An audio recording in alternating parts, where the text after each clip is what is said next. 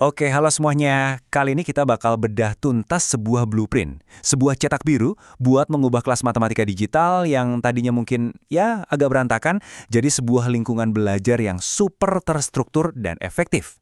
Buat Bapak Ibu guru matematika, pasti paham banget ya tantangannya.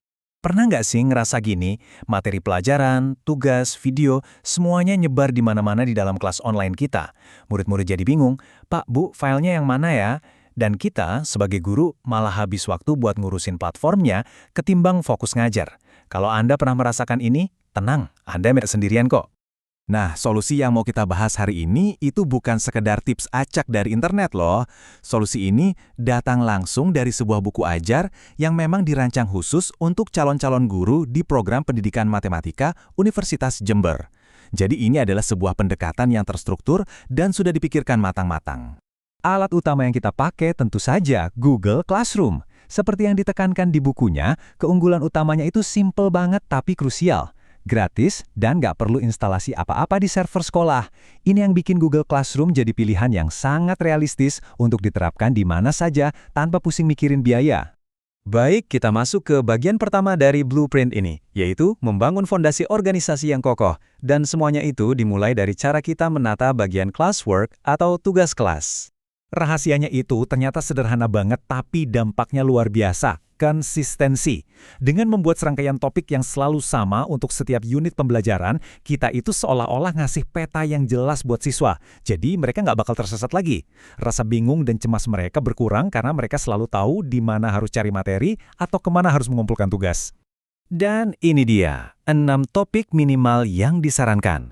Ada orientasi, isinya tujuan pembelajaran, lalu ada materi untuk konsep intinya, latihan buat kuis, LKPD atau lembar kerja, proyek untuk tugas yang skalanya lebih besar, dan yang terakhir, refleksi untuk menutup siklus belajarnya.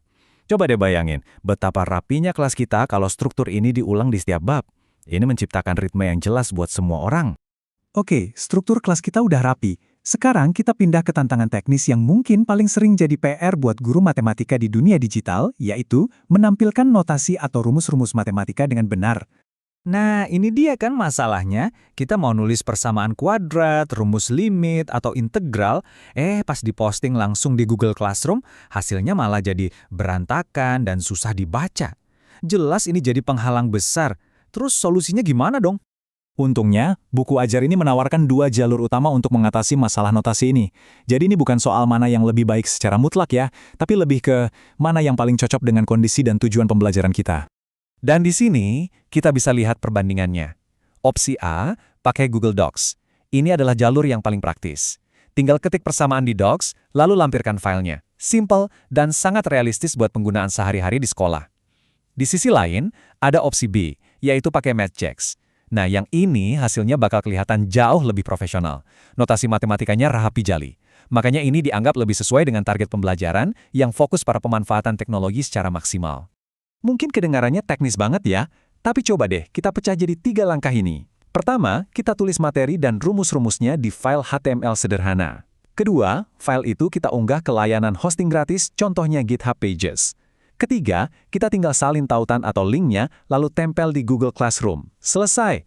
Hasilnya, notasi matematika yang sempurna langsung di hadapan siswa kita. Jadi, inilah intinya. Pembelajaran matematika digital yang efektif itu dibangun di atas 2 pilar utama. Pilar pertama, arsitektur kelas yang logis, biar siswa nggak tersesat. Dan pilar kedua, alat yang tepat untuk menyajikan notasi matematika dengan akurat. Ketika struktur yang rapi ketemu dengan notasi yang tepat, disitulah lahir pengalaman belajar yang mulus dan efektif. Setelah kita lihat blueprint ini, sekarang giliran Anda. Kira-kira langkah kecil pertama apa nih yang bakal Anda coba terapkan di kelas besok? Apakah mau mulai dengan merapikan struktur topik di classwork? Atau mungkin mau coba-coba bereksperimen dengan MathJax untuk satu soal saja? Apapun pilihannya, mengambil langkah pertama adalah yang terpenting. Semangat mencoba!